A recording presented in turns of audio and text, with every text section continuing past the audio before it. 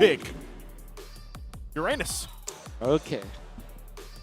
We're going. Ladies and gentlemen, it's taken us a minute, but we've gotten to this point now. Last match of the day. Oof. It's Onic Philippines and Blacklist International. Game number 1 in this best of 3. I have not actually seen a CC versus Uranus matchup in a while. I don't think I remember seeing that. Yeah. Super interesting. Who would actually come out on top there? Well, definitely not Uranus, but Uranus will stay there alive. I think he's gonna be. He's just basically gonna outlive the CC. Yeah, Right. exactly. Because you have the thing with Uranus's passive is that you kind of if there's no burst, there's no actual big chunks of damage, you're gonna survive because you're just gonna get so much stacks. And CC, you know, is a reap kind of a killer, you know. So you gotta just ramp up the damage. Non-stop hits. Non-stop. So Yeah.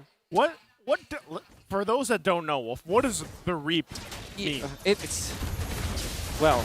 It's something. It's Just kidding. Wow. Yeah. That was really quick for Haji.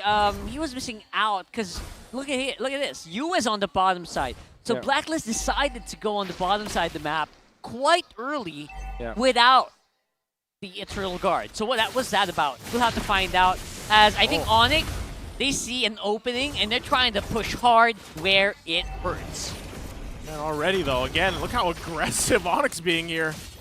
And Sui Oh, taken man. out of the picture like that. So now this turtle for the taking here for Onic, but What's that again, about? yeah, there seems to be some disconnect a little bit, but can Blacklist International contest this? Oh, very early activation here from Onyx, seeing that, you know what, we got some under-leveled Blacklist agents here. Let's see what we can take from them, and that's what they're going to take. They're going to take the turtle. Massive disconnect from Blacklist International, though. They're landing the shots one after the other. Good usage of Haji's ultimate and Flicker. Good out from Yue.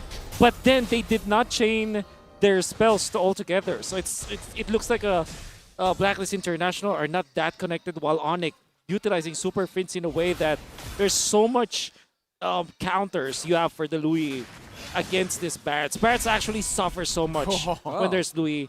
And Super Prince has been known as one of the better Louis players, actually. Yeah. There's not many. There's right? not many. There's not many Louis players, but yeah, Super Prince Yep. does it well. And right now, Onic doing a great job at kind of controlling this early portion of the game. Diversion up top. Are they going to put pressure here still? It looks like that's going to be called off. They see Sensui's up here. Still quite a bit of ways as well from the turtle final slash. I would say Escalera very aggressive with the final slash. I like to see it. Yeah, with the flickers as well. Going back to the topic about Reap, and Reap is a term that was used in-game for Mobile Legends, but I generally call it ramp kind of damage, where if you compare Claude versus Carry, for example, Carry is a burst, deals chunks of damage, right, per attack. Yep. But Claude deals so much attacks in a smaller period of time. That's why it looks like a burst, but it isn't. So that's mainly the difference. Uranus loves to play against Reap type of damage. Oh. Yeah. You're not going to be able to reverse him out right now, though. Escalera Whoa. threading the needle in between these targets. Oh, man. Not what? really going to have enough sustain here. Not even a Minotaur. Sustaining against Onic right now, who seem to be just aggressing on Blacklist each and every opportunity that's given to them. Gotta have to hand it to Oheb. Salvaging that fight would have been very disastrous for Blacklist International. The fact that they only lost Haji and they gave a kill to Oheb, that's already very good. Oh, Freeman. A Freeman dive onto Edward, not even with the Vengeance. No way. Able to walk on out of there in the nick of time. But man, oh man, Onic is... They know where it hurts. They know the wounds open by their attacks, and they are non-stop pressing on them. Yeah, that's what I like to see. Onic playing very aggressively, especially early on. Going to control this, getting this next objective, and still looking for even possibly more fights if they want. Yeah, they're happy to just fade away that turtle and then go straight into the team fight, knowing that Haji's only level 5 right now and not really in a position to take these team fights yet. And Onic are just going at it non-stop right now. Yeah. What an idea from Onic. It's all about aggression and tempo control. Aggression in a way that you're utilizing the ultimate coming out from Super Prince to kind of deliver people from across the map. Oh my! And Escalera found another one, another final slash, but this time he gets 2. And the best thing about it is that Onic are not choosing their targets. You can see that when Haji shows himself, they go onto him. They know that their ultimates are quite low when it comes to the cooldowns, like Super Prince, Escalera, and King Kong. Low cooldown ultimates. It's also very true for Gem, but that's not a killing kind of ultimate. What I'm trying to say here is the final slash in combination with the delivery coming out from Super Prince, it allows Onic to be very aggressive that even Haji cannot breathe. A Minotaur for Blacklist International being gunned upon by Onic because of the aggression. Not only that, too, but the first item from Super Prince, I believe, was that Necklace of Durance. Like, he picked that up early on. Yep. Yes, the Dominance Ice was picked up, too, but it already kind of helps answer some of that sustainability coming from this lineup of Blacklist International, especially when they're bunched up, right? That is something that's difficult to deal with when you have a Lu Yi across from you. And so Kelra pushes that lane, gets that down on the bottom side. Yeah. And so Onic finds himself 3.3k ahead at the 6.5 minute mark. That's not what I expected from Onic this early on. The side effect of all of this is Keller just got so much free time on his own against turrets, against minions, not needing to participate in these fights. And that's a Nathan. Yeah. This point, gonna be difficult now to come back. 2.7k from Onic, and you have to remember, this composition from Onic also is good at the late game. This is Nathan. And you're gonna see the neutral objectives melt. Like Lord, that's gonna be taken out so easily because of this Nathan. Towers, oh man, that's gonna be quick work for a Nathan. So we have to break it down as we're taking a look here. Even the items falling into place. Where's the saving grace for Blacklist International in this game? Well, I guess if they group up, that's gonna be the saving grace. But now even Sensui doesn't have the passive. Oh no! Oh, Barretts, and there you go! Another 2-man final slash. You don't need to take everyone, but they will be able to take 2. And they are gonna have a hard time to re-engage if Blacklist don't group up soon. That's gonna be 2 for King Kong, and a turret going down as well. Very aggressive forward diversion play here from Onic, trying to establish as much dominance as they can over Blacklist's jungle. Wow. Did they utilize the terrain for that teleport? Anyways, Edward just, he has the vengeance, he's a CC, but he's having a hard time surviving these hits. King Kong though, not careful, taken down and shut down by Oeb. At least Oeb able to find something out of that. Yep. He is, in my opinion, one of the saving graces here later on if they can get to the late game especially. But right now we're seeing a struggle here, especially when it comes to these objectives. Dealing with that because of the lead and the aggressiveness, just the sheer brute force aggressiveness that Onic is playing with is tough to deal with because, hey man, Escalera has been making play after play on this Arlot. I don't know. The way he's playing it, it seems like it's really difficult for Blacklist International to find their own footing dealing with Escalera. And the thing is, he is just a roamer, right? I mean, I'm not saying just a roamer in a sense, but when it comes to like trade-offs, imagine trading 1-for-1 when you get the mid laner for a roamer. And there it is. There you go. No cooldown ultimates, man. No problem whatsoever for Onic to just keep doing stuff like that. For Edward, luckily for him, he's still going to be able to survive that. I don't know anyone who would have survived that, but maybe Onic just trying to threaten him, maybe trying to pull the Blacklist forces to the top side so they can go for the Lord. Yeah.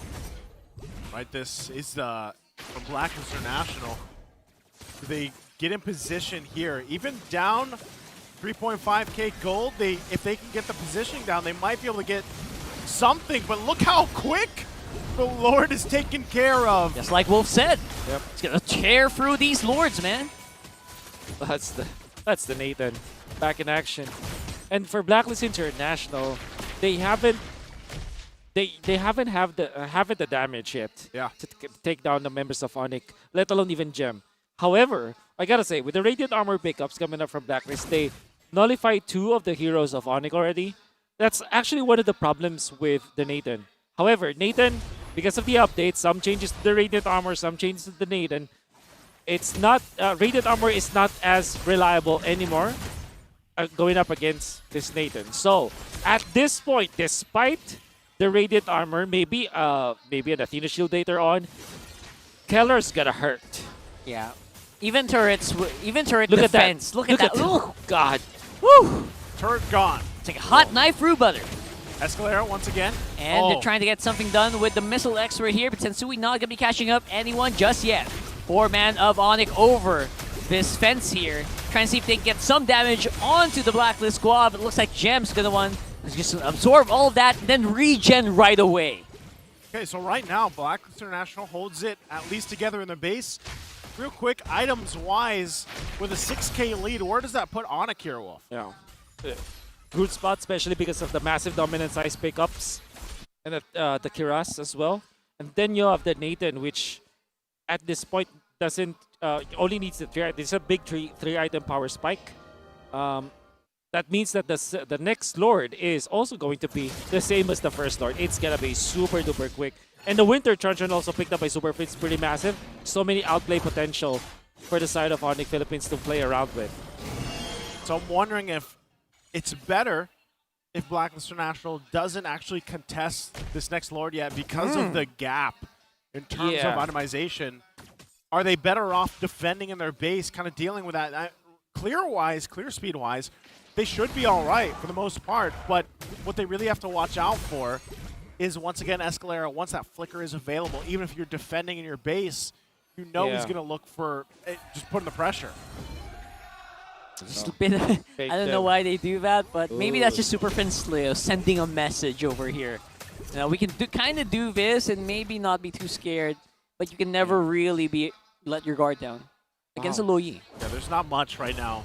This kind of defense from Blacklist, I've seen this ever since Season 10, where if they're behind, they're just waiting for it. They're not clearing the waves so that they can hold their minions like this. So they were able to clear out 2 lanes of waves without it crossing the river. So pretty smart. It's like letting the minions like manage themselves, right? In a way. So that you can at least when it's gonna push in. So there's an internal timer. 3, 4, 5, 6. Oh, they stopped. 6 seconds and that's 3 bars. Oh my goodness, look at that. And there you go. The fight is already erupting with Haji in the middle of everyone, but only one man getting knocked up. That's King Kong with the assist from the Lord as well. The DPS from Blacklist is going to be really, really strong here in the back eye, but that's not where the fight is focused on. Edward is going to be the first one to fall. That's 45 for the next 42 seconds. It looks like because of that, Blacklist going to concede this one. Yeah. Great idea from Blacklist, but Super Friends with Flicker as well as the Winter Truncheon. Oh my! Oh my! Are you paying attention? That's going to be Kelver demolishing the goal laner here, not knowing you can see where it was going to come out. They were excited about that too in the player boxes there from Onic. What a play now. What a play.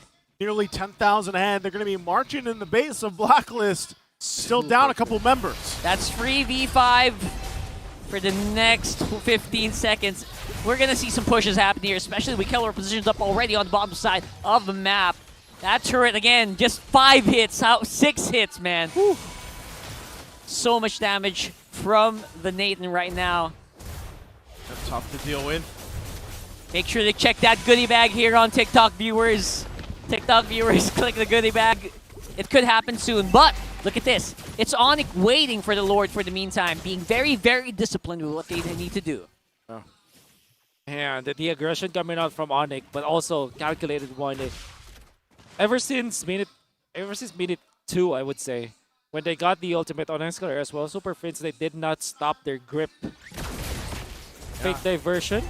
Yep. Diversion on the bottom side, Escalera. And the bottom side, that's Escalera with a great angle on that final slash. Now the fight's going to be erupting. King Kong's quite low. Haji's going to go down though, so that's the front line for Blacklist gone. Edward also struggling here. They don't mess around, go straight for the base. That's Onic with the victory. Wow. Onic with a